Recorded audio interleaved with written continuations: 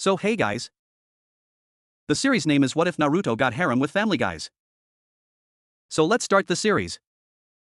It was a Tuesday afternoon, which meant Peter Griffin was already 3 beers deep and trying to teach his dog Brian how to open a jar of pickles using only his teeth. Lois was vacuuming the living room. Meg was being ignored. Chris was drawing a picture of a mutant squirrel. And Stewie, 1-year-old evil genius, part-time mommy's boy, full-time menace, was in the basement calibrating his latest dimensional destabilizer, which he'd built mostly to prove that Brian's novel was structurally unsound on a quantum level. There, Stewie said, adjusting a dial that glowed an ominous purple. If my calculations are correct, and they always are, this device will momentarily open a tear in the spacetime continuum. Nothing too dramatic. Just a little peek into another reality. Maybe I'll steal a better vacuum cleaner from a dimension where Lois actually appreciates me. He flipped the switch. Nothing happened. Stewie said. Then he slapped the side of the machine. Piece of. The machine exploded. Not a big explosion. More of a splat of purple energy that shot upward through the floorboards, through the living room, through the roof, and punched a neat, circular hole directly into the fabric of reality about 200 feet above Spooner Street. Stewie brushed smoke off his onesie. Well, that's less than ideal. High above Quahog, in a swirling vortex of purple and gold, a young man in bright orange fell screaming. Naruto Uzumaki had been having a perfectly terrible day already. He'd been in the middle of a training exercise with Kakashi-sensei, something about refining your spatial awareness, Naruto, because believe it or not, charging headfirst isn't always the answer. When Sasuke had sneered at him, Sakura had sighed, and then a random jutsu from a missing name they'd been tracking had gone sideways. Literally sideways. The world had folded like origami, and Naruto had felt his stomach drop out from under him. The last thing he remembered was the sensation of falling through cold syrup, then heat, then cold again, and the distant sound of Kurama growling something about "not my fault, kid, this isn't chakra you've ever felt before." Then he landed face first in a rose bush. Gah! Naruto scrambled backward, spitting out thorns and dirt. He was on his feet in a heartbeat, kunai in hand, eyes darting left and right. Who's there? Show yourself, team. No ninjas. No trees. No Hokage Mountain. Just a house. A big, slightly ugly house with white siding and a crooked mailbox. A street with perfectly trimmed lawns. A dog staring at him from a porch.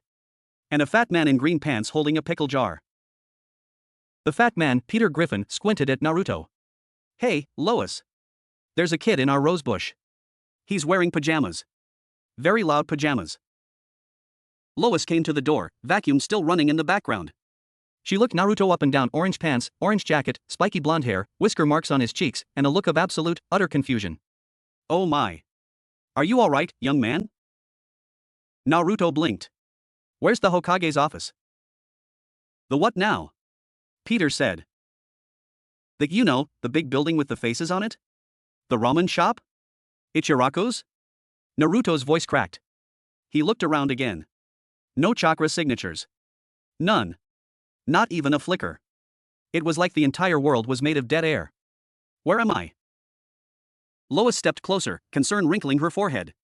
You're in Quahog, Rhode Island. United States. Earth. Naruto stared at her. Earth, he repeated. Yeah, Peter chimed in, finally setting down the pickle jar. Ground? Dirt? The place where we keep all the stuff? Welcome to it. Brian, the dog, walked over and sniffed Naruto's leg. He's not wearing any shoes, Brian observed. And he smells like instant ramen and pine needles. I'd say he's either homeless or a very confused cosplayer. I'm not a cosplayer. Naruto snapped. I'm Uzumaki Naruto, future Hokage of the Hidden Leaf Village. And I demand to know what kind of genjutsu this is. Peter tilted his head.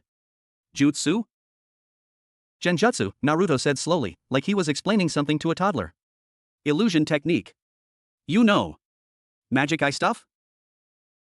Peter's face lit up with the kind of dangerous excitement that Lois had learned to dread. Oh. Like when I put on my old man glasses and Lois looks like Meg for a second? Terrifying. No, Naruto said. Not like that at all. Stewie emerged from the basement, dusting off his hands. He stopped when he saw Naruto. His eyes narrowed. His pacifier dropped from his mouth. Oh, you have got to be kidding me. Stewie, language, Lois said automatically. Mother, do you have any idea what you're looking at? Stewie pointed a tiny finger at Naruto. That boy is radiating energy. Not electrical. Not thermal. Something else. Something I've never measured before. It's like he's a walking nuclear reactor wrapped in orange polyester. Naruto pointed back. Why is the baby talking? Why are you talking? Stewie shot back. You fell out of a hole in the sky. You don't get to ask questions. Peter grabbed Naruto by the shoulder, firm, sweaty, oddly friendly. Listen, kid. You look lost. You look confused. And honestly, you look like you could use a beer. Come on inside. We've got a talking dog, a megalomaniac baby, and a daughter that nobody really pays attention to. You'll fit right in. Naruto wanted to refuse. He wanted to run, to find a way back, to punch something until reality made sense again. But his stomach chose that exact moment to growl so loudly that Brian's ears perked up. Do you have ramen? Naruto asked quietly. Lois smiled. I can make spaghetti. Close enough, Naruto sighed, and followed the fat man into the house. The inside of the Griffin house was chaos in ways Naruto had never experienced. Not ninja chaos, no exploding tags, no substitution logs, no Sasuke brooding in a corner. This was domestic chaos. A teenager, Meg, he learned, was sitting at the kitchen table, trying to do homework while a heavy-set boy named Chris drew mustaches on her textbook. The dog, Brian, was pouring himself a martini from a shaker. And the baby, Stewie, had already set up a small workbench in the corner and was staring at Naruto like a scientist who just discovered a new species of frog. Sit, Lois said, pointing to the couch. I'll get you something to eat. Peter, stop making that face. What face? Peter said, making the exact same face, eyebrows raised, mouth slightly open, like a goldfish that had just seen a magic trick. Naruto sat.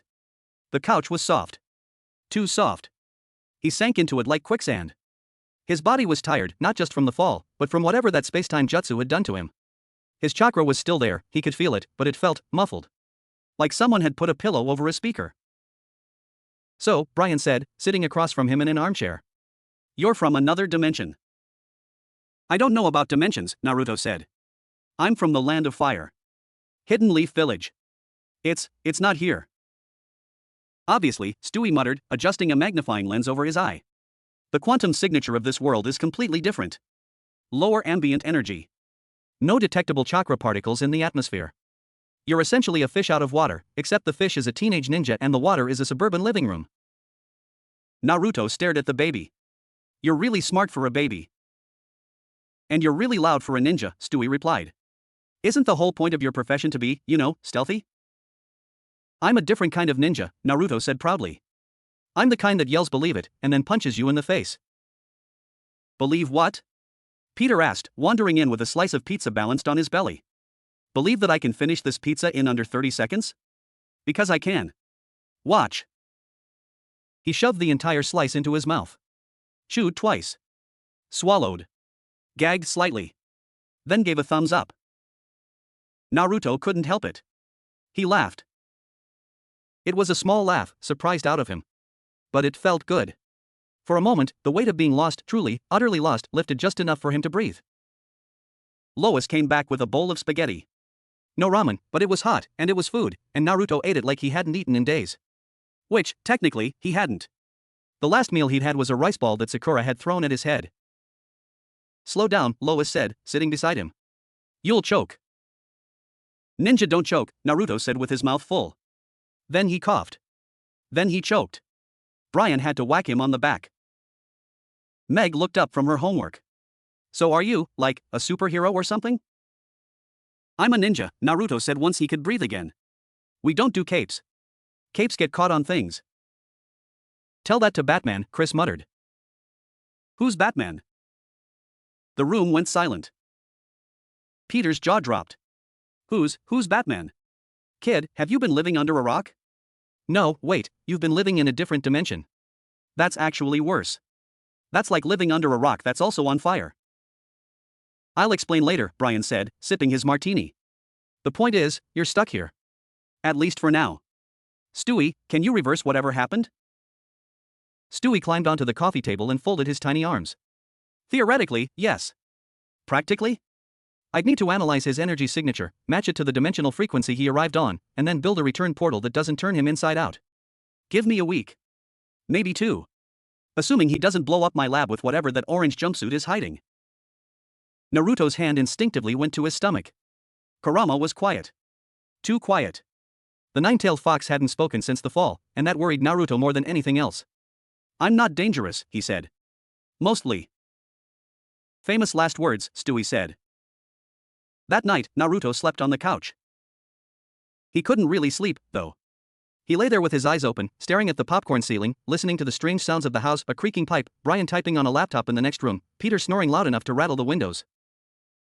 He thought about the village. About Irika-sensei. About Sakura and Sasuke and Kakashi.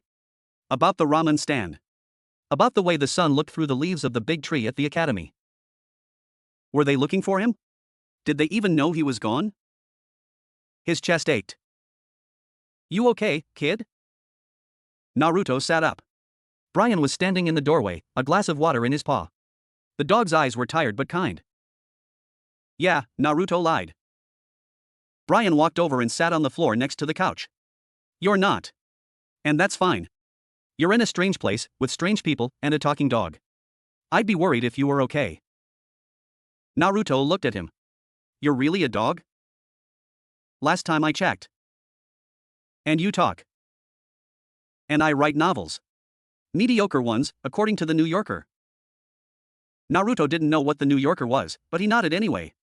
"In my world, dogs don't talk. But we have giant toads that do. And a talking fox inside my stomach." Brian blinked. "A fox? Inside your stomach?" "A nine-tailed fox. His name is Kurama. He's kind of a jerk, but he's my jerk." Brian took a long sip of water. "You know, I've lived with Peter Griffin for over a decade. I've seen him try to fight a chicken, build a time machine out of a hot tub, and once convince an entire church that he was the second coming of Elvis Presley. But a nine-tailed fox inside a teenage ninja from another dimension? That's new. Is that a good thing?" "It's a thing," Brian said. "Get some sleep.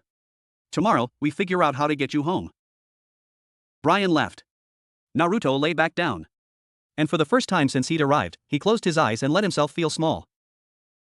Tomorrow, he'd find a way back. Tomorrow, he'd figure out this strange world. But tonight, he was just a lost kid on a strange couch, in a strange house, in a town called Quahog. And somewhere, deep in the back of his mind, Kurama finally stirred. "Kid," the fox growled. "Something followed you." Naruto's eyes snapped open. Morning came to Quahog like a freight train made of screaming. "Peter, get your fat ass off the roof." Naruto jolted awake, nearly falling off the couch.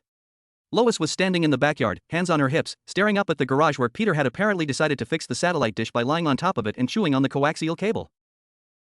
"I'm bonding with the signal," Peter shouted back. "It's a Native American thing." "You're not Native American." "I'm native to America. That counts." Naruto rubbed his eyes. The house smelled like burnt coffee and something faintly chemical. "Stewie's doing, probably." Brian was already awake, typing furiously on his laptop at the kitchen table. Meg was eating cereal while staring blankly at the wall. Chris was watching cartoons. "Morning," Naruto said. "You're still here," Meg said flatly. "Thanks. Nice to see you too." Brian looked up. Lois made pancakes. "There's some left. And before you ask, no, we don't have ramen. I checked every cabinet." Naruto's heart broke a little. But pancakes were pancakes. He grabbed a stack and sat down next to Chris, who was watching a show about a talking sponge who lived in a pineapple. "What is this?" Naruto asked. "SpongeBob," Chris said without looking away. "He's a fry cook. He lives under the sea." "Under the sea?" "Yeah. With a starfish." Naruto stared at the screen. A yellow sponge was laughing. A squirrel in a diving suit was karate chopping a jellyfish. Nothing made sense. But somehow, that was comforting. Stewie rolled into the kitchen on a small motorized tricycle. He was wearing a lab coat over his onesie and carrying a clipboard. "All right, Uzumaki. We have work to do." "Work?" "Yes, work. I need to analyze your chakra. I built a scanner in the basement that should give me a baseline reading of your energy output, frequency, and any latent dimensional anchors.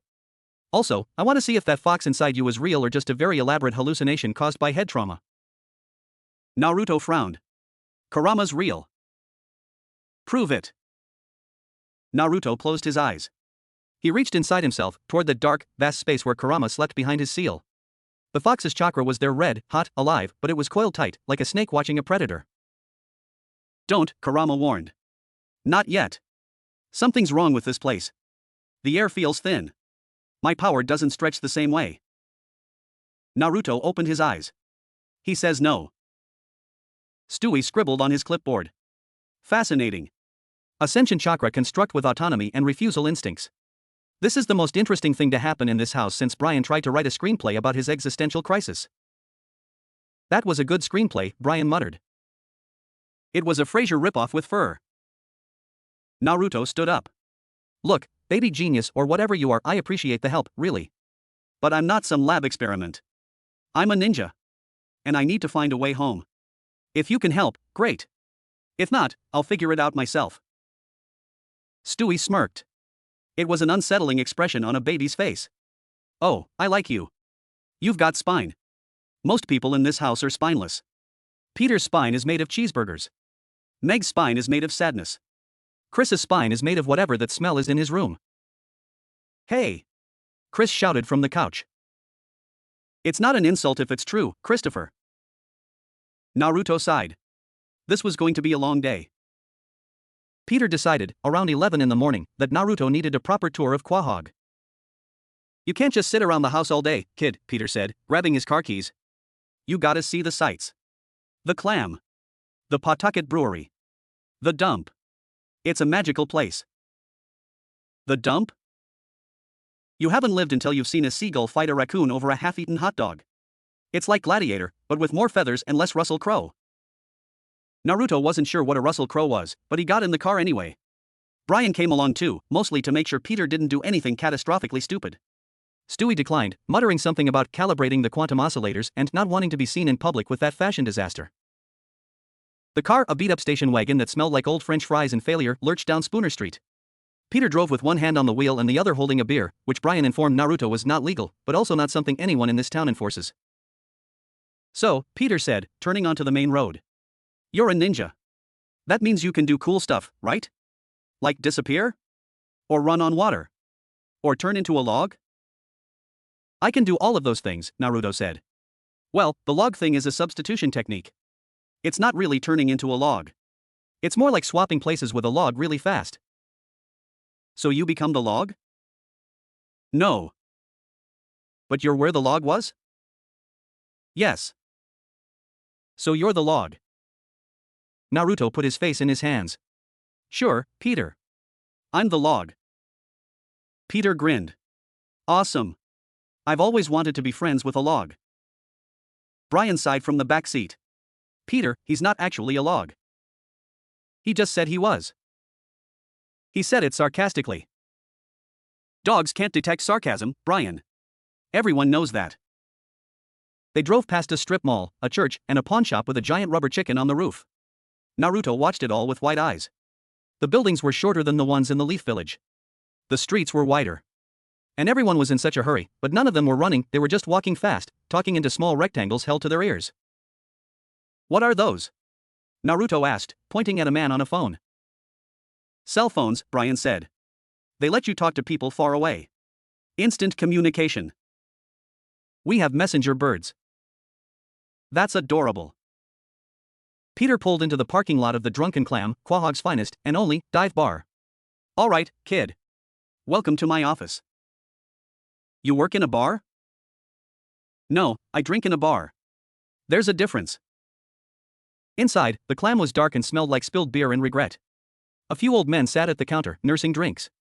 The bartender, a large, silent man named Jerome, nodded at Peter and then did a double take when he saw Naruto. Peter, Jerome said slowly. Why is there a child in here? And why is he dressed like a traffic cone? He's a ninja from another dimension, Peter said proudly. His name is Naruto. He's going to be the president of Japan or something. Hokage, Naruto corrected. Gesundheit. Jerome poured Peter a beer and slid it across the counter. Kid, you want something? We have soda. And juice that's been here since the Clinton administration. Naruto sat on a bar stool. It was too tall for him. His feet dangled. Do you have ramen? This is a bar. So no? So no. Brian ordered a martini dry, with a twist, and sat next to Naruto. Look, I know this is weird. But you'll get used to it. Quahog has a way of accepting the absurd. We once had a giant chicken attack the town. Twice. A chicken? A giant one. Peter owes him money or something. It's a long story. Naruto was about to ask more when the door to the clam burst open. A man stumbled in, tall, skinny, with wild eyes and a trench coat that looked like it had been through a war. He was muttering to himself, twitching, and his left hand kept glowing with a faint, sickly purple light. He's here, the man whispered. The breach. He came through. I felt it. Naruto's blood went cold. That purple light, it wasn't chakra. Not exactly. But it was close. It was dimensional. And it smelled like the jutsu that had pulled him out of his world. Who's that? Naruto asked quietly. Peter squinted. Oh, that's just Mort. He owns the pharmacy. He's always like that.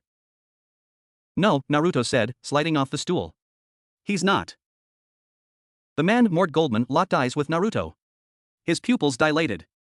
His mouth opened in a wet, crooked smile. You, Mort hissed. You brought it with you. The tear. The void. It's in you. What's in me? Naruto's hand went to his kunai pouch. The fox, Mort said. And then his body warped. It happened in a heartbeat. Mort's skin rippled like water. His eyes went black, completely black, no whites, no irises. The purple glow around his hand exploded outward, and suddenly he wasn't Mort Goldman, anxious pharmacist, anymore. He was something else. Something stretched. His arms elongated. His jaw unhinged. And from his throat came a sound that wasn't human, a low, grinding hum, like a chainsaw trying to sing opera. What the hell? Jerome grabbed a baseball bat from under the counter.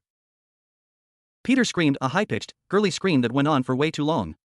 Brian tackled Naruto behind the bar. That's not Mort. Brian shouted. No kidding. Naruto shoved Brian off and stood up. His heart was pounding, but his body knew what to do. He bit his thumb. Slammed his hand on the ground. Summoning jutsu. Nothing happened. He tried again. Slapped the floor. Blood smeared on the sticky wood. Nothing. My summons aren't working, Naruto said, panic creeping into his voice. The toads, they can't hear me. The dimensional barrier is too thick, Kurama growled. Your summons exist in your world, not this one. You're on your own, kid. The Mort thing lunged. Naruto sidestepped barely, and the creature's elongated arm smashed through the bar counter like it was made of paper. Beer bottles shattered. Glass flew. Jerome swung the bat, but it passed right through the creature like it wasn't there. It's phasing. Brian yelled. It's not fully solid. Naruto's mind raced. No summons. No backup. But he still had chakra. He still had his training. And he still had one technique that never failed. He formed the hand signs. Ram. Snake. Tiger. Shadow clone jutsu. The room filled with smoke and then with Narutos. Dozens of them. Orange-clad, blonde-haired, grinning like maniacs. They swarmed the Mort thing, grabbing its arms, its legs, its warped and twisted head. The creature screamed that horrible grinding sound and thrashed, throwing clones across the room. They poofed into smoke on impact, but more kept coming. Holy crap, Peter whispered from behind the jukebox. He is a ninja. I told you, one of the clones shouted. The Mort thing was strong, but it wasn't smart. It swung wildly, blindly, while the real Naruto circled around behind it. His right hand began to glow, a small, spinning sphere of chakra. Blue. Dense. Deadly. Rasengan. He drove it into the creature's back. The impact was immense. The Mort thing shrieked, a sound that cracked the bar's windows, and then it dissolved. Not into smoke, but into purple mist, which swirled once, twice, and then vanished through a crack in the air that sealed itself shut with a soft pop. Silence. Then Peter stood up, dusted off his pants, and said, So. That was awesome. Can you teach me that spinny ball thing? Naruto collapsed to his knees, breathing hard. His hands were shaking. The Rasengan had taken more out of him than it should have. This world was draining him, just a little, every time he used chakra. We need to go back to the house, Naruto said. Now. That thing, it's not dead. It's just gone for now. And it's going to come back. Brian helped him up. What was it? Naruto looked at the spot where the creature had vanished. I don't know. But it knew about Kurama. And it called me a breach. Peter frowned. Like a beach? I love the beach. We should go to the beach. Not now, Peter, Brian said. Can we at least get clam chowder? Not now, Peter. Back at the Griffin house, Stewie was waiting in the driveway with a device that looked like a hairdryer attached to a satellite dish. He pointed it at Naruto the moment the car pulled in. Fascinating, Stewie said, reading the display. Your chakra levels dropped by 18% after that fight. And you only used 2 techniques. At this rate, you'll be completely drained in less than a week. Thanks for the optimism, Naruto said, climbing out of the car. It's not optimism. It's math. Stewie lowered the device. The creature you fought, Mort, or whatever wore Mort's face, it was a dimensional parasite. They latch onto breaches in reality and feed on displaced energy. You, Uzumaki, are a walking all-you-can-eat buffet. Lois came outside, wiping her hands on a dish towel. What's going on? Peter, why do you smell like beer and fear? Long story, Peter said. Can I have a sandwich? Not now. Everyone keeps saying that. Naruto walked past them, into the house, and sat down heavily on the couch. Meg was still at the kitchen table, doing homework, completely oblivious. Chris was still watching SpongeBob. Hey, Meg said without looking up. You look like crap. Thanks. I mean that in a nice way. Naruto leaned his head back and closed his eyes. Kurama's voice was a low rumble in the back of his mind. That thing isn't from your world or this one. It's from the space between. The void. And it's not alone. How do you know? Naruto whispered. Because I can smell them. There are more. And they're getting closer. Naruto opened his eyes. The ceiling of the Griffin living room stared back at him, popcorn texture, water stain in the corner, a faint smell of old macaroni and cheese. He was lost. He was weak. And something was hunting him. But he was Uzumaki Naruto. He didn't give up. He never gave up. Stewie, he said, sitting up. How fast can you build that return portal? The baby grinned. How fast can you run? Pretty fast. Then let's find out. The basement of the Griffin house was a museum of bad ideas. Stewie had converted it into a makeshift laboratory years ago, and over time, it had grown into a chaotic sprawl of wires, blinking lights, half-finished inventions, and at least 3 things that were probably illegal in every state. There was a freeze ray next to a toaster that could theoretically toast bread from a different dimension. There was a machine that translated baby talk into ancient Sumerian, and another that did the reverse but mostly just produced the word "wa" over and over. Naruto stood in the middle of it all, trying not to touch anything. All right, Stewie said, climbing onto a step stool so he could reach a control panel. The portal device is theoretically sound. I've calibrated it to match your dimensional frequency, what little of it I could measure before you nearly died in a bar fight.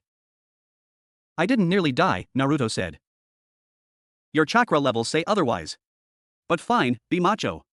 It's your funeral. Stewie flipped a switch.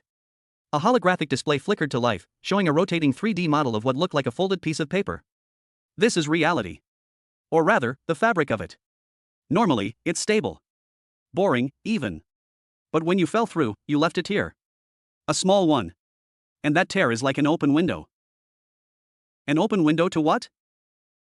To the space between dimensions. The void. The unreal. I've read about it in theoretical physics journals, the ones that get published posthumously because the authors usually go insane halfway through writing them. Stewie pointed at the model. Something lives in that space. Something that feeds on reality. And right now, it's using your tear to send parasites into this world. Naruto thought about the Mort thing. The way it had moved. The way it had spoken. Can you close the tear? Yes. But not from this side. I'd need to send you back through it, and then seal it from your world. Which means Stewie turned to face Naruto, his tiny face serious for once. You have to go home. And you have to go home soon. Every day you stay here, the tear gets wider. More things get through. And eventually, something big enough to eat this entire town is going to crawl out. Naruto swallowed. How long do I have? 5 days. Maybe 6. After that?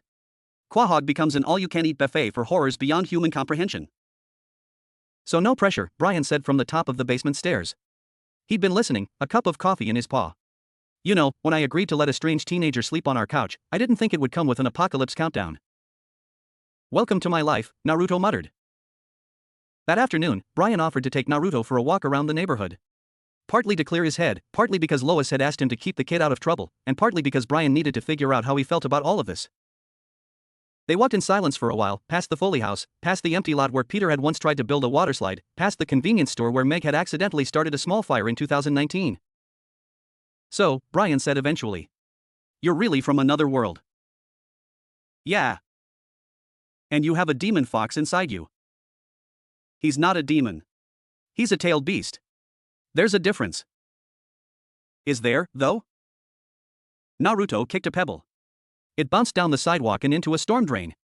In my world, I was alone for a long time. People hated me because of Kurama. They didn't know me. They just saw the monster inside and decided I was one too. Brian glanced at him. That sounds familiar. How? I'm a dog. A talking dog. In a world where that shouldn't be possible. Most people look at me and see a novelty. A punchline. Peter's funny pet who drinks martinis and writes bad novels. Brian's voice softened. But I'm not a punchline. I'm just me. And sometimes, that's not enough for people. Naruto stopped walking.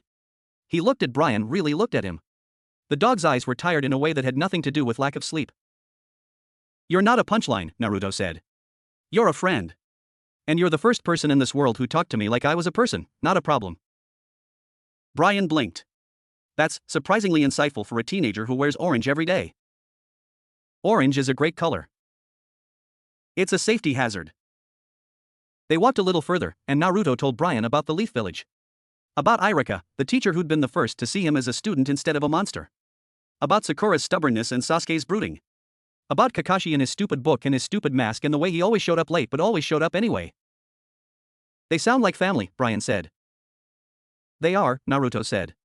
And then, quieter, I miss them. Brian didn't say anything. He just walked beside Naruto, close enough that their shoulders almost touched, and let the silence be enough. When they got back to the house, Peter was in the driveway, trying to teach Chris how to ride a unicycle while wearing a gorilla mask. Lois was filming it on her phone. Meg was sitting on the porch, reading a book that she pretended was for school but was actually a romance novel about vampires.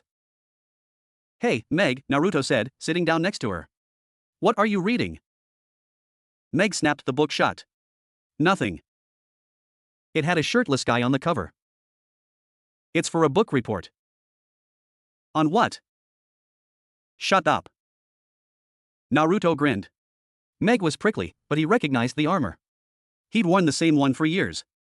You know, in my village, there was a girl who was always angry. Her name was Sakura. She used to punch me so hard I'd fly into trees. Did she like you? No.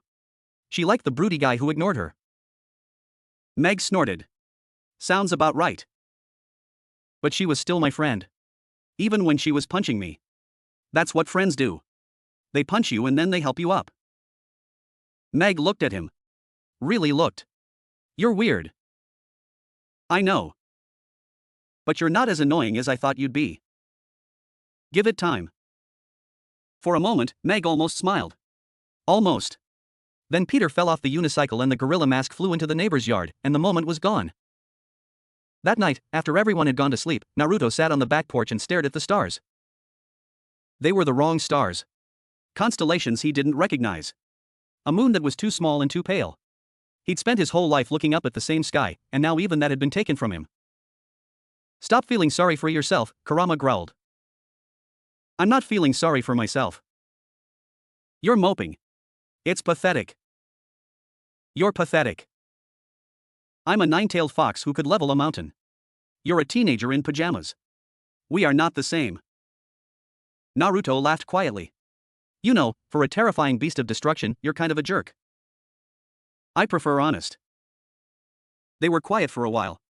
Then Kurama spoke again, softer this time. The parasites that are coming, they're not like the enemies you faced before. They don't have chakra networks. They don't have bodies the way you understand them. They're hunger-given form.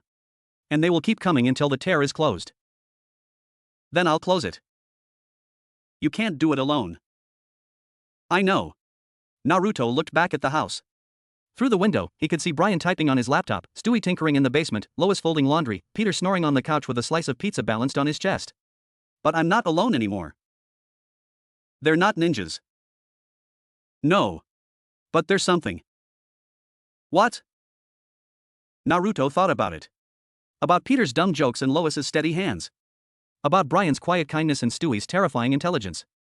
About Meg's sharp edges and Chris's gentle cluelessness. They're a family, Naruto said.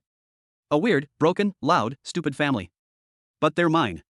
For now. Kurama didn't respond. But Naruto felt something shift inside him, a warmth that wasn't chakra, wasn't foxfire, wasn't anything he could name. It felt like hope. Day 3 in Quahog started with a bang. Not a metaphorical bang. An actual bang. Like a car crash mixed with a cannon shot mixed with Peter Griffin falling down the stairs, which happened at least twice a week but usually didn't shake the whole house. Naruto was mid-push-up when the windows rattled. He'd been trying to maintain his training routine, sit-ups, push-ups, a few kata in the backyard that made Lois worry about the lawn, but the noise sent him sprinting outside before his brain caught up. The street was chaos. A giant chicken, and Naruto meant giant, 8 feet tall, built like a bodybuilder in a feather suit, was standing in the middle of Spooner Street, holding a stop sign it had torn out of the ground. Its eyes were red. Its comb was bleeding.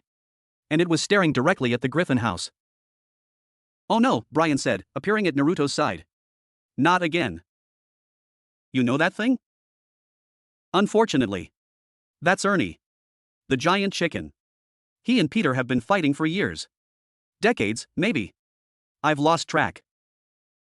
Naruto watched as the chicken took a step forward. The asphalt cracked under its feet. Why are they fighting? No one knows. It started over a coupon. Or maybe a parking spot. Or maybe Peter looked at him wrong. The point is, they fight.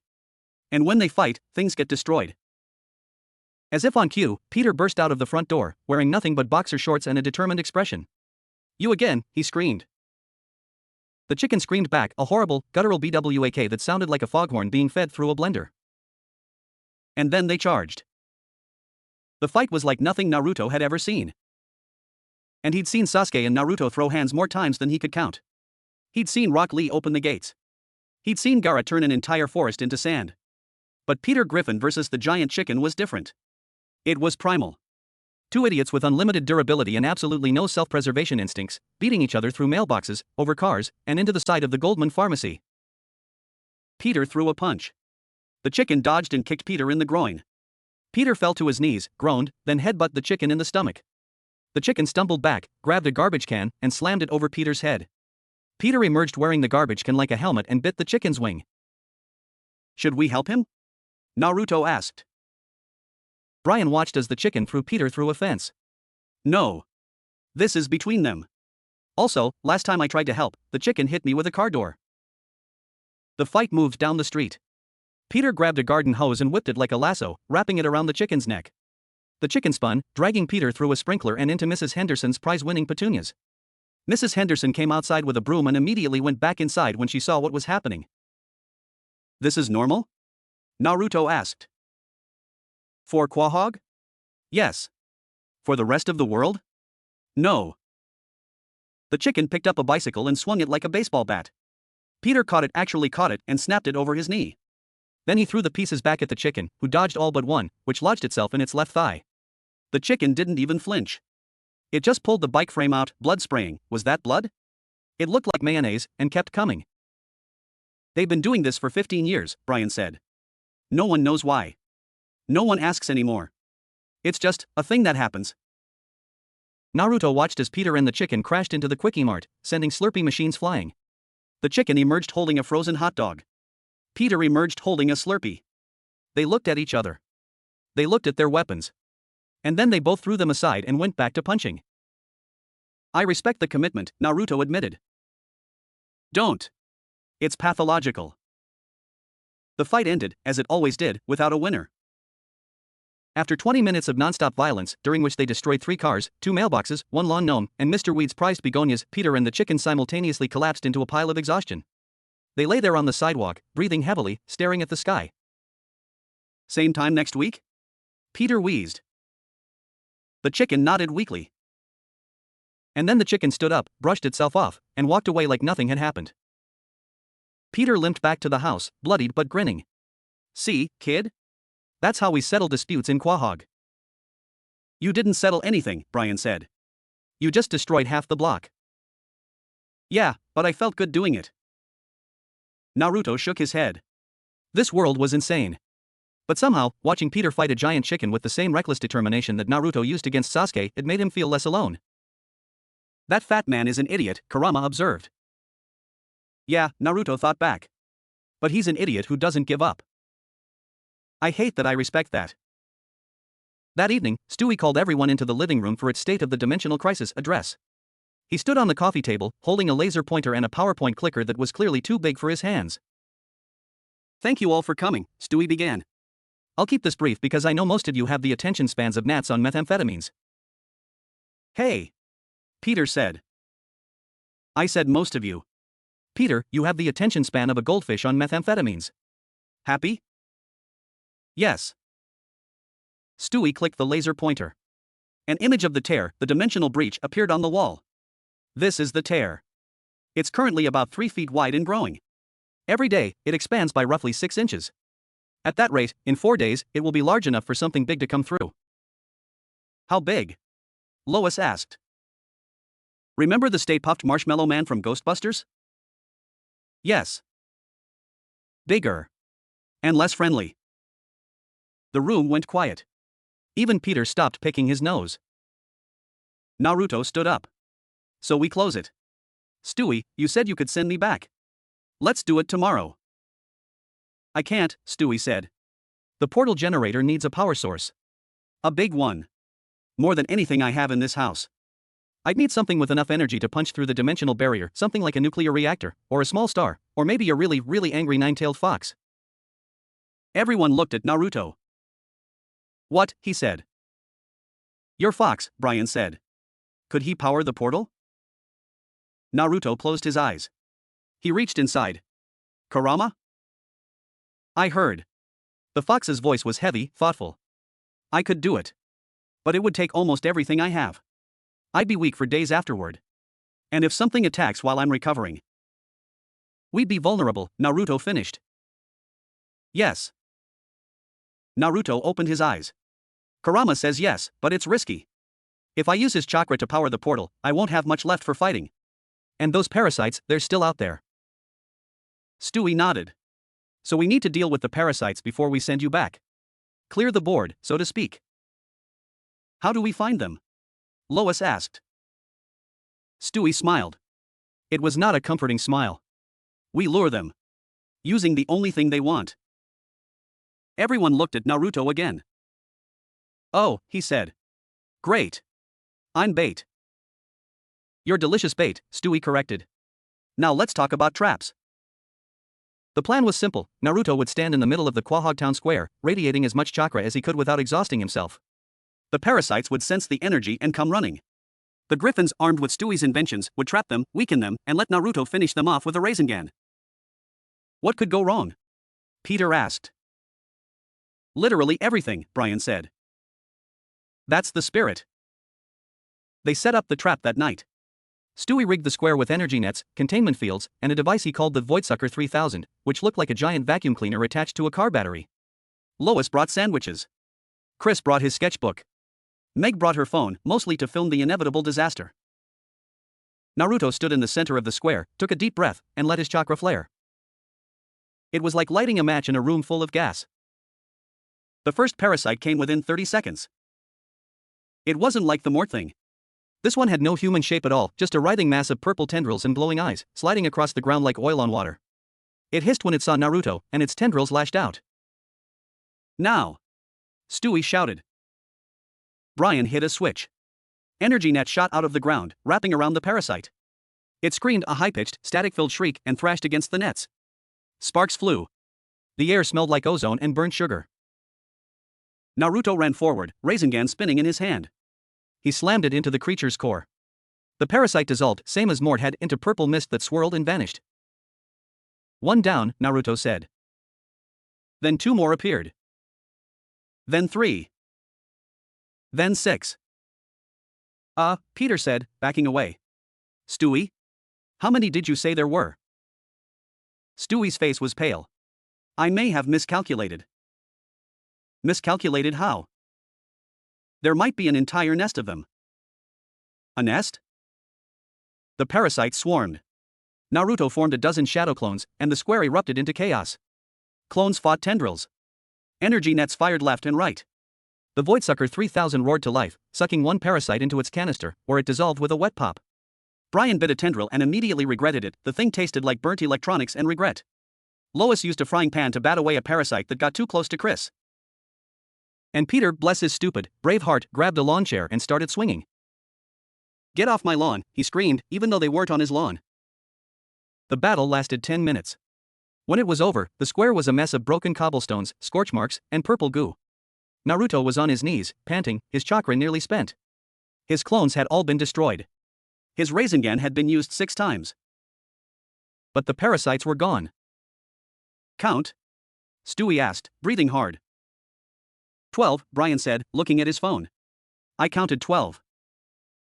There should only have been 4. Maybe 5. Stewie's voice was tight. Something's wrong. The nest, if there's a nest, that means there's a queen. Naruto looked up. A queen? A big one. A really big one. And if it's here, or close to being here, Stewie's pacifier fell out of his mouth. Then we're not dealing with parasites. We're dealing with an invasion. In the distance, thunder rolled across the sky. But there were no clouds. The ground trembled. And somewhere beneath Quahog, something very, very large opened its eyes. The first sign that something was terribly wrong came when the sewer grate on Cherry Street exploded. Not popped. Not rattled. Exploded. A geyser of purple energy shot into the air, followed by a sound that wasn't quite a roar and wasn't quite a scream. It was somewhere in between, like a whale giving birth to a jet engine. Naruto was still catching his breath in the town square when the ground shook again. Harder this time. A crack ran down the middle of the street, splitting asphalt like a dry riverbed. From the crack, a faint purple glow pulsed, rhythmic and sickly, like a heartbeat. Everyone back to the house, Lois said, her voice steady despite the chaos. Now. They ran. Peter tripped over a broken lawn chair and had to be carried by 2 of Naruto's remaining shadow clones. Brian grabbed Chris by the hood of his sweatshirt and dragged him. Meg, for once, didn't complain, she just ran, her phone still recording, because of course it was. They made it to Spooner Street just as a second explosion ripped through the Goldman Pharmacy. Mort, who had apparently recovered from being possessed, came running out in his bathrobe, screaming something in Yiddish. The pharmacy collapsed behind him in a cloud of dust and purple mist. Inside! Inside! Stewie shouted from the porch, waving a small ray gun. They piled into the house. Lois slammed the door. Peter collapsed on the couch. Brian went straight for the liquor cabinet. Meg sat in the corner, finally putting her phone down, her hands shaking. Naruto stood by the window, watching the street. The cracks were spreading. Purple light bled through them like veins. The air smelled wrong, metallic and sweet, like burnt sugar and blood. Stewie, Naruto said quietly. How big is the queen? Stewie climbed onto the back of the couch and pulled up a holographic display. Based on the energy signatures I'm reading, the dimensional tear is now directly beneath us. Roughly half a mile down. And the queen, if that's what it is approximately the size of a city bus. A city bus? Peter sat up. That's not so big. I've been on a city bus. Peter, I said city bus, not short bus. Oh. Naruto frowned. I've fought bigger. Kurama alone is the size of a mountain. Yes, but Kurama is a chakra construct bound by the laws of your world, Stewie said. This thing is a void entity. It doesn't play by the same rules. It can phase through solid matter, absorb energy attacks, and if my calculations are correct, it can manipulate gravity in a localized area. So we can't hit it? We can hit it. We just can't hit it normally. Brian emerged from the kitchen with a half-empty bottle of whiskey. You're saying we need to think outside the box. I'm saying we need to burn the box, salt the earth, and then hit it with something so stupidly powerful that it doesn't have time to phase. Everyone looked at Peter. What? Peter said. You're the master of stupidly powerful, Brian said. What's the dumbest, most destructive thing you've ever done? Peter thought about it. That time I replaced the town's water supply with gravy? That's not destructive, that's just disgusting. The time I fought the chicken? We need something bigger. Peter's eyes lit up. Oh. The time I built a giant robot out of lawnmowers and tried to fight Godzilla? Stewie raised an eyebrow. You built a giant robot? It was for a parade. What parade? The Peter Griffin built a giant robot parade. Brian buried his face in his paws. I hate this family. The plan, such as it was, involved three things. 1. Stewie would build a bomb. Not a normal bomb, a dimensional implosion device that could collapse the tear from this side. The problem? The bomb needed to be detonated inside the Queen. 2. Naruto would use his shadow clones to create a diversion. Lots of clones. Enough clones to confuse the Queen and draw its attention. 3. Peter would drive the bomb into the Queen's mouth. On a lawnmower. Why a lawnmower? Naruto asked. Because it's the only vehicle I have that still runs, Peter said. Also, it's funny. This isn't funny. This is insane. Welcome to Quahog. Lois, surprisingly, was the one who voiced the most sensible objection. Peter, you can't just drive a lawnmower into a giant void monster. You'll die. Lois, I've died 17 times. I always get better. That's not how death works. Tell that to Jesus. Naruto looked at Brian. The dog was nursing his whiskey, staring into the middle distance. You okay?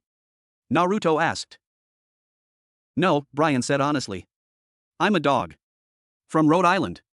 Who writes novels? And I'm about to help a teenage ninja and a fat man fight a dimensional horror using a bomb strapped to a lawnmower. I am the opposite of okay. But you're still here. Brian looked at him. Yeah. I'm still here. That's what family does. Brian didn't say anything. But he set down the whiskey. They moved at dawn. The sky was the color of a bruise, purple and gray, streaked with something that looked like veins. The ground trembled every few minutes. Birds had stopped singing. The whole town felt like it was holding its breath. Stewie had finished the bomb. It was the size of a beach ball, glowing faintly blue, humming with energy. He'd strapped it to the front of Peter's lawnmower with duct tape and prayer. The detonator is on a 30-second fuse, Stewie explained. Once you press the button, you have 30 seconds to get clear. Do not press it early. Do not press it late. Press it exactly when you're inside the Queen. What happens if I press it late? Peter asked. You become part of the Queen. What happens if I press it early? You become exploded part of the Queen. Peter nodded. So don't press it wrong. Don't press it wrong. The entrance to the Queen's lair was a massive crack in the ground behind the Quahog Mall. Purple mist poured out of it, curling like smoke. The air was cold, unnaturally cold, and Naruto could feel the wrongness in his bones. Be careful, Kurama said. This thing is old. Older than me. It doesn't think like we do. How does it think?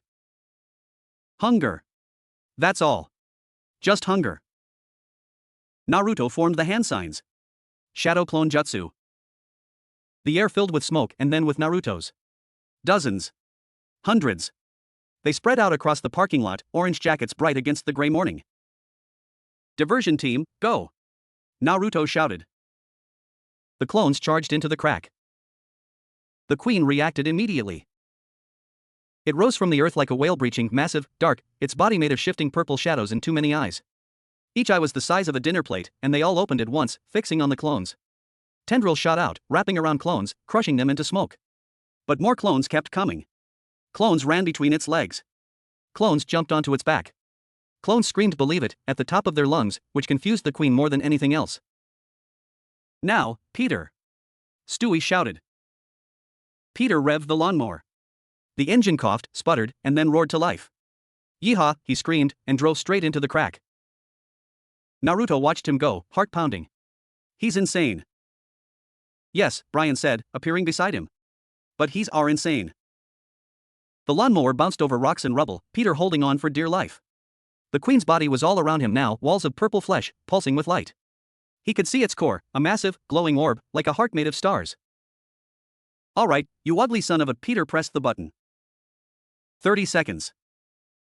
The bomb started beeping.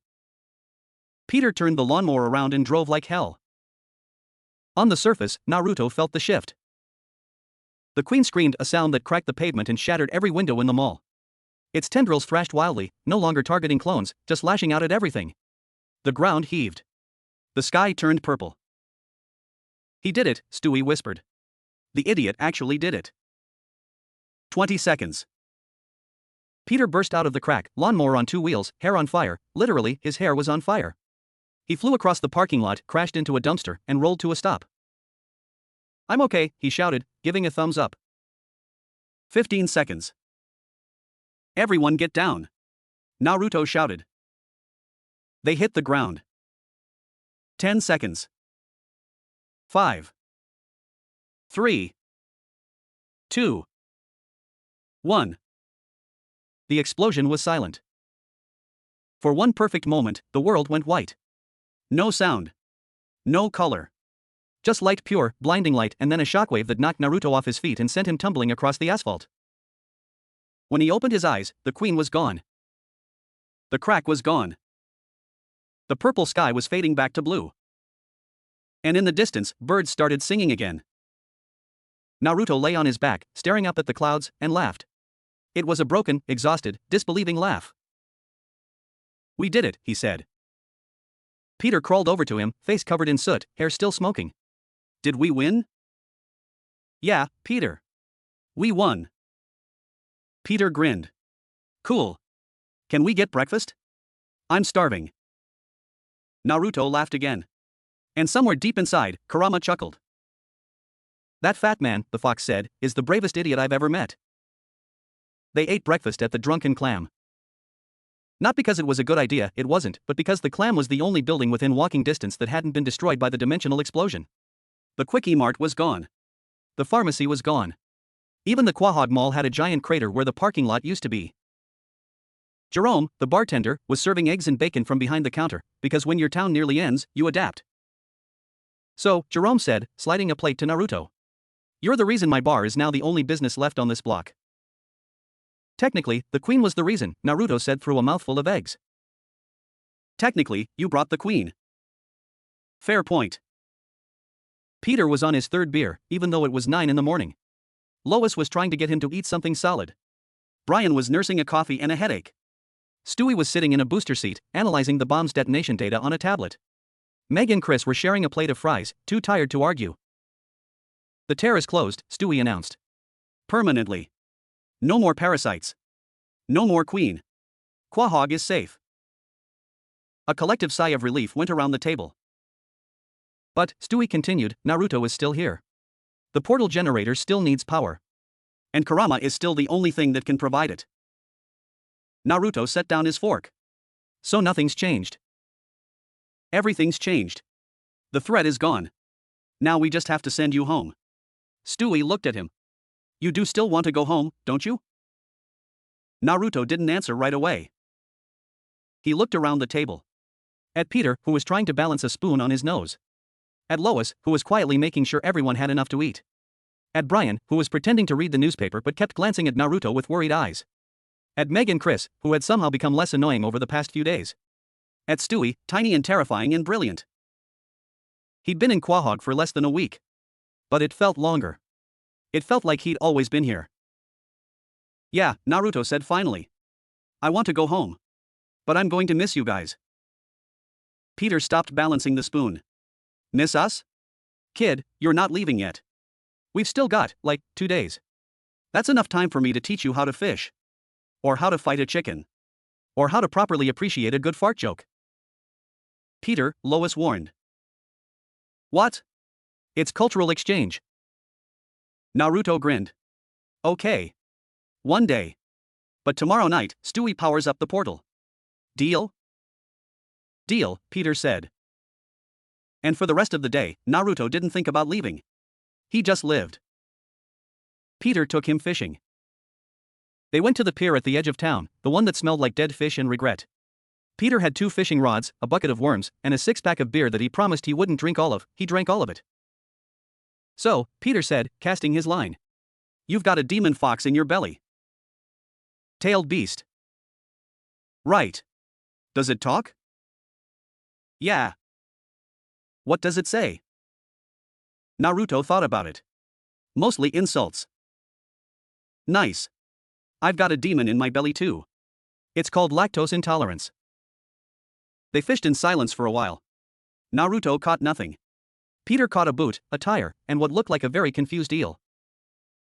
You know, Peter said eventually, I've never been to another dimension. Closest I've come was that time I ate too many gas station burritos and thought I saw God. Naruto laughed. That's not the same. It's a little the same. They sat there until the sun started to set, painting the water orange and gold. Naruto thought about the Leaf Village. About the way the sun looked through the trees. About Irika's smile and Kakashi's lazy wave and Sakura's punch. He was ready to go home. But he was glad he'd come here first. That night, Brian found Naruto on the back porch again. The dog sat down next to him, close enough that their shoulders almost touched. You okay? Yeah, Naruto said. Just thinking. About how weird this place is. And how weird I am. And how sometimes, weird things fit together. Brian nodded. When I first came to live with the Griffins, I thought I'd made a mistake. Peter is loud and stupid and constantly does things that should kill him. Lois enables him. Meg is invisible. Chris. And Stewie is a literal evil genius. He paused. But they're my family. They're the only family I have.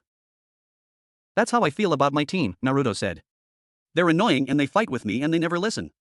But they're mine. Brian looked at him. You're going to be a great Hokage. You think so? I know so. Naruto smiled. It was a small smile, but it was real. Thanks, Brian. Don't mention it. The dog stood up. Now get some sleep. Tomorrow, we send you home. The basement looked different in the morning light.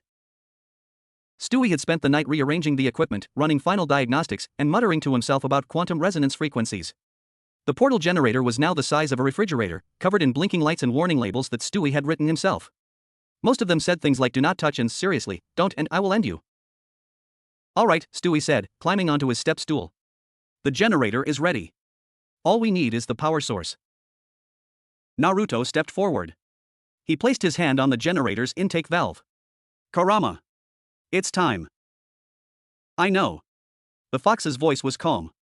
Resigned. This is going to hurt, kid. Are you ready? I'm always ready. Liar. Naruto closed his eyes. He reached inside, down into the dark, and found Kurama waiting. The fox was huge, a mountain of red fur and ancient eyes, but for the first time, he looked small. Tired. You've grown, Kurama said. When we first met, you were a brat. Loud. Stupid. Reckless. I'm still all those things. Yes. But now you're also kind. And brave. And worthy. Naruto's throat tightened. Kurama. Don't get sappy. It's unbecoming. The fox lowered his head. Take my chakra. Send yourself home. And when you get there, tell the other tailed beasts that I finally found a Jinchuriki worth dying for. You're not dying. I know. But it sounds dramatic. Naruto laughed. Then he opened the seal. The chakra explosion knocked everyone off their feet. Red light flooded the basement. The walls cracked. The floor buckled. Stewie's equipment sparked and screamed. Peter grabbed Lois and held on. Brian covered Meg and Chris with his body. Stewie shielded his eyes with his tiny hands. And Naruto stood in the center of it all, glowing like a sun, his whisker marks dark against his skin. Kurama's chakra poured out of him in waves, feeding into the portal generator, which hummed and whined and finally sang. A tear opened in the air. Not a crack. Not a wound. A door. On the other side, Naruto could see trees.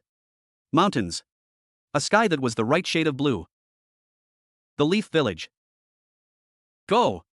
Stewie shouted over the noise. Now! Naruto looked back. Peter was grinning, tears streaming down his face. Lois was crying openly. Brian gave him a nod, a real one, full of respect. Meg waved. Chris gave him a thumbs up. Stewie, tiny and brilliant and furious, pointed at the portal. Don't you dare come back, Stewie said. This place is weird enough without you. Naruto laughed. Wouldn't dream of it. He stepped toward the portal. And then he stopped. Hey, he said, turning back. If anything else comes through, anything at all, you call me. Somehow. I don't know how, but you find a way. Peter wiped his nose with his sleeve. Kid, if another monster shows up, I'm just gonna fight it myself. I know. That's what I'm afraid of. They laughed. All of them. Even Meg. And then Naruto stepped through the portal. The journey was instant and eternal. He felt Kurama's chakra fade, felt the seal close, felt the familiar weight of his own world settle around him like a blanket. When he opened his eyes, he was standing in the middle of Training Ground 3. Kakashi was there. Sakura was there. Sasuke was there. They stared at him. Naruto? Sakura whispered. Where have you been? It's been 3 days. 3 days. Not a week. Time moved differently. Naruto grinned, his biggest, brightest, dumbest grin. You wouldn't believe me if I told you. Sasuke scoffed. Try me. Okay. So there was this baby genius, and a talking dog, and a fat man who fights chickens. He told them everything. And somewhere, in another dimension, Peter Griffin raised a beer to the sky and said, to the orange kid, may his ramen never be cold. Brian raised his martini. To Naruto. To Naruto, the Griffins said together. And the story, for now, was over. 3 months later, Naruto was eating ramen at Ichiraku's when the sky cracked open. Not a big crack. Just a small one, a hairline fracture in the blue, right above the Hokage's office. Purple light bled through, and then something small and metallic fell out of it, clattering onto the roof of the ramen stand. Tucci, the owner, looked up. What was that? Naruto was already on the roof.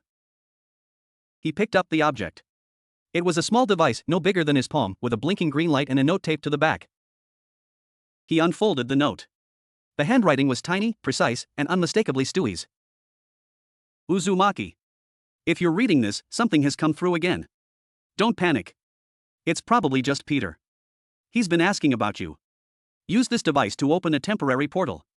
And bring ramen. S. Griffin. P.S. Brian says hi. Naruto stared at the note. Then he laughed. Tucci, he said, hopping down from the roof. I'm going to need 30 bowls of ramen. To go. 30? I have friends in another dimension. They're very hungry. Tucci didn't ask questions. He'd learned not to. Naruto pressed the button on the device. The portal opened in the middle of the Leaf Village Square. And Peter Griffin stepped through, wearing a Hawaiian shirt and holding a beach ball. Quahog, Rhode Island, he screamed. We're here. Behind him, Brian sighed. Peter, we're not in Quahog anymore. Then where are we? The Hidden Leaf Village. Is that in Rhode Island? No, Peter. Then why did we come? Brian looked at Naruto. The dog was trying not to smile, and failing. Because we missed the kid. Naruto grinned. I missed you guys too. Stewie came through the portal last, riding his tricycle, carrying a small ray gun. Alright, let's make this quick. I've got his schedule. And Uzumaki, you owe me an explanation about that fox of yours. Deal, Naruto said. But first, ramen. And as Peter tried to climb the Hokage monument and Brian had a very serious conversation with Kakashi about the literary merits of Makeout Paradise, and Stewie tried to analyze Kurama's chakra with a device that looked suspiciously like a hairdryer, Naruto sat back and watched. 2 worlds. 1 family. And somewhere, a fox smiled. The portal stayed open for exactly 6 hours. Long enough for chaos. Long enough for friendship. Long enough for Peter Griffin to accidentally challenge the 3rd Hokage to an eating contest, which Peter lost, but only because the 3rd could eat ramen faster than any man alive. Long enough for Brian to get drunk with Kakashi and confess that his novel was actually about a talking dog who felt misunderstood. Long enough for Stewie to build a small device that could translate Kurama's growls into English, only to discover that the 9-tailed fox mostly said things like I'm hungry and this baby is annoying. And when the portal finally began to close, Naruto stood at its edge, holding the device Stewie had given him. Keep this, Stewie said. If you ever need us, or if we ever need you, press the button. The portal will open on both sides. Both sides? I upgraded it. You're welcome. Naruto looked at the device. Then at the Griffins. Then at his own world, the one he'd fought for, bled for, nearly died for. I'll visit, he said. Promise. Peter pulled him into a hug. It was sweaty and uncomfortable and exactly what Naruto needed. You better, kid. Or I'm coming back here and fighting your Hokage again. You lost. I let him win. It's called diplomacy. Naruto laughed. He hugged Lois, who smelled like vanilla and safety. He shook Brian's paw. He gave Meg a fist bump. He ruffled Chris's hair. And he looked at Stewie, tiny, brilliant, terrifying Stewie, and said, "Thank you." Stewie looked away. Don't mention it. Seriously. Don't. I have a reputation. The portal closed. And Naruto Uzumaki, future Hokage of the Hidden Leaf Village, stood in the middle of his world with a small device in his pocket and a family in another dimension. He wasn't alone anymore. He never would be again. The ramen was cold by the time Naruto finished telling the story. Sakura's jaw was on the floor. Sasuke was pretending not to care, but his eyes were wide. Kakashi had put down his book, which meant he was genuinely interested. So, Sakura said slowly, you're telling me you were stuck in another dimension for a week, fought a giant chicken, helped a baby build a bomb, and made friends with a talking dog? And a fat man who fights said chicken regularly, Naruto added. Don't forget the fat man. How could I forget the fat man? Sasuke stood up. You're lying. I'm not. You have to be. Naruto pulled out the device. It glowed faintly green. Want me to prove it? Sasuke stared at the device. Then at Naruto. Then back at the device. No, he said finally. I believe you. Really? You're not smart enough to make this up. Naruto grinned. Thanks, team. Kakashi stood up, stretching. Well, Naruto, it sounds like you had quite the adventure. But now you're home. And we have a mission tomorrow. So get some sleep. Yes, Kakashi-sensei. They walked home together, the four of them, plus a sensei who pretended not to care but cared more than anyone. The sun was setting over the Leaf Village, painting everything gold. Naruto looked up at the sky.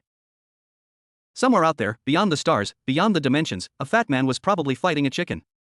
A talking dog was writing a novel. A baby was building something dangerous.